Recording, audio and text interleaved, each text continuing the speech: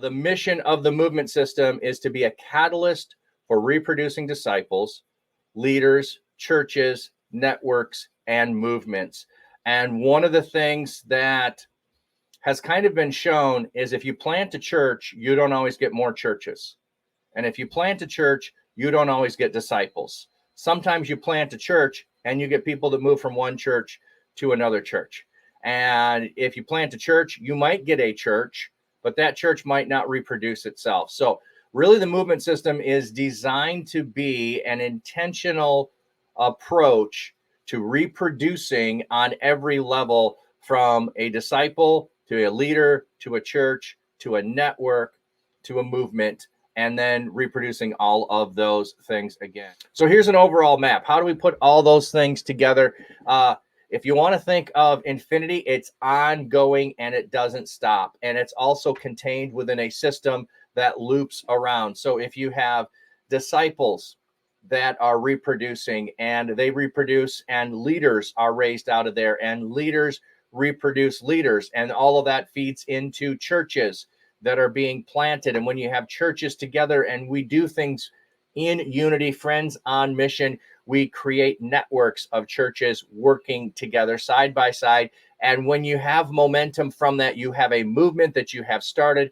And you'll notice the church is in the center there, that all of these things are leading from and back to the church, which is at the heart of it, because that is the gathering of disciples together following Christ in mission. So if you can't reproduce disciples, though, you can't reproduce leaders. And if you can't reproduce leaders, then you can't reproduce churches. And if you can't reproduce churches, then you can't reproduce movements. So the movement system is a strategic process that empowers missional communities to reproduce at all levels and collaborate with others in order to become a movement for kingdom reproduction. So reproduction. That's what we're going to talk about all the time. How are you reproducing yourself? How are you helping other people do what you're already doing? And how do we raise up leaders to plant churches and move forward to the next thing? The movement system is the collection of principles from practitioners around the world. So these are things that others have learned, and we are learning still from one another. And I am connected with those who are doing these. And if you are in a region outside of the U.S. or you're connected with others outside the U.S., I know we've done one of these courses already focused on Africa. We are open and willing, and will help be able to make those things happen.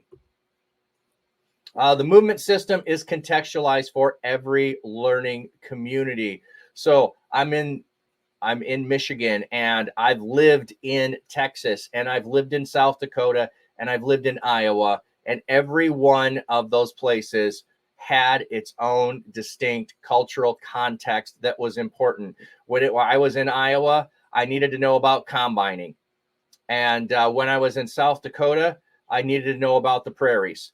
And when I was in Texas, I needed to know that Texas thinks that everybody eventually will move to Texas, because people say there, and this was meant as a compliment, I wasn't born here, but I got here as soon as I could. And in Michigan, we carry our map with us. And yeah, that right there is where I live. And this is the interstate that, I'm right there at the end of. So we all have ours. And when we add globally, it's even bigger than that. So reproducing disciple catalyst. Here's the outcomes that we want to have from this in our learning together. Each church will define what a disciple is for them. So we're not telling you how to define disciple. Maybe in your context, there are very specific things that you need to have within a disciple. But we'll also look at, what are the definitions of disciples? How do you come to those answers? So we'll spend time with that. You can work on that within your context, within your community, within your church. And if you don't have a church, you're still welcome to be on this journey with us, because you can be a disciple that reproduces disciples that will then lead to churches or missional communities getting started. So if you're in that case, just let us know. We'll help you where you are. Each person who's going through this is going to identify 3 to 12 people that they will personally begin to disciple. So that is our goal. Everyone who's going through it, personally discipling 3 to 12. And how many it is depends on your ability and your availability. Each church sets goals for how many disciples, how many leaders, and groups they want to see in the next 2 years. And we're at the beginning of the year, and I am one of those people that loves written goals. I've studied this. If you have written goals, you are 10 times more likely to succeed, and you succeed at 10 times the rate of other things. I know that goes up and down depending upon what study you see, but versus people that just have in mind what they have to do and a person that writes down what they're going to do, you at least minimum are producing 10 times more and accomplishing 10 times more things. And so we'll talk about putting those down, clear, achievable goals, and then goals that the only way that they'll be accomplished if God miraculously brings those about. And I think those are important goals to have as well. Each church completes a clear action plan for how to establish an environment and or a culture of discipleship. So you're going to be working on that for your specific location. And we'll share those with one another. We'll learn from one another. We'll get ideas from one another, and we'll speak into what God is doing with one another. Okay, so reproducing disciples catalyst. So vision, big dreams, activate faith, and see the potential of what could be. Paradigm shifts, looking at transformational discipleship. So spiritual parenting, and from content to life. One of the things that churches, I remember, would always be asking is, what's our Sunday school program going to be for the fall? What's our vacation Bible school going to be? What's the sermon series? Those are all content focused. They really need to have a shift to be life on life. Like, how is it that I, engaging with God's word, am changing, and me changing, engaging you is going to change your life? And how do we do that together? So we really want to have that paradigm shift from content to life transformation. Creating a culture up with God, in ourselves, and then out.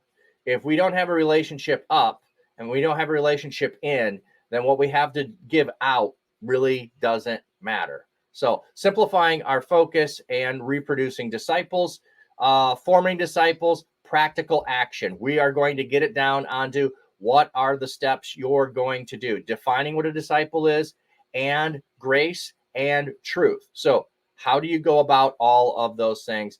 And then a framework. What's the starting point? Church to harvest or harvest to church. And this depends on where you are. If you're starting with brand new, you might be going with church to the harvest. If you don't have a church, you're going to the harvest to get people so that you can raise up disciples, to raise up leaders, to raise up a church. So this depends on where you are, where your framework for where you start is going to be.